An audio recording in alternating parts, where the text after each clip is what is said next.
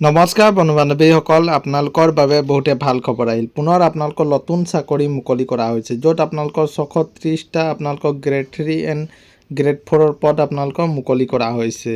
আৰু এই পদসমূহৰ বাবে আপোনালোকে মাথো 10 পাছ 12 পাছ কৰা হ'লেই আপোনালোকে আবেদন কৰিব পাৰিব।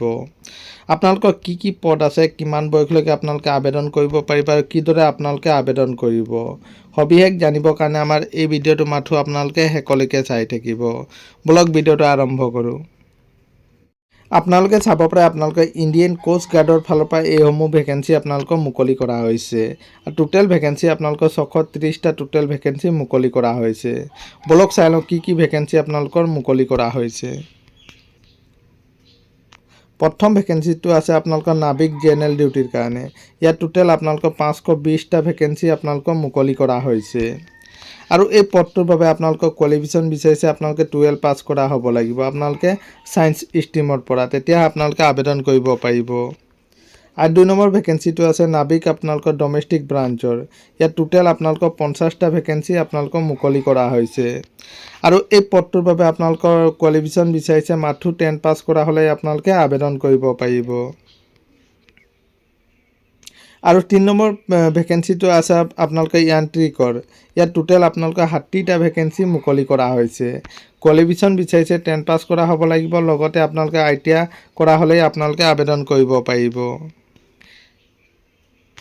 আৰু বয়সৰ সময়সীমা বিচৰা হৈছে আপোনালোকে চাব পাৰে। নাবিকৰ যিসমূহ পদ আছে এই পদসমূহৰ বাবে আপোনালোকৰ বয়সৰ সময়সীমা বিচৰা হৈছে 1 আগষ্ট 2004 পৰা আপোনালোকৰ 1 আগষ্ট 2008ৰ ভিতৰত আপোনালোকে জন্মগ্ৰহণ কৰা হ'ব লাগিব।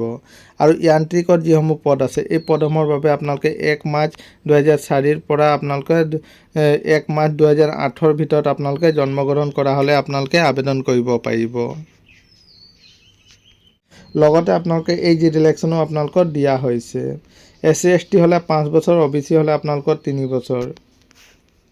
আৰু এপ্লিকেশ্যন ফিজ ৰখা হৈছে আপোনালোকে চাব পাৰে। UR আৰু OBC কেটেগৰী হ'লে আপোনালোকে 300 টকা এপ্লিকেশ্যন ফিজ দিব লাগিব। আৰু অৰ্ডাৰ কেটেগৰীয়ে কোনো ধৰণৰ এপ্লিকেশ্যন ফিজ দিব নালাগে।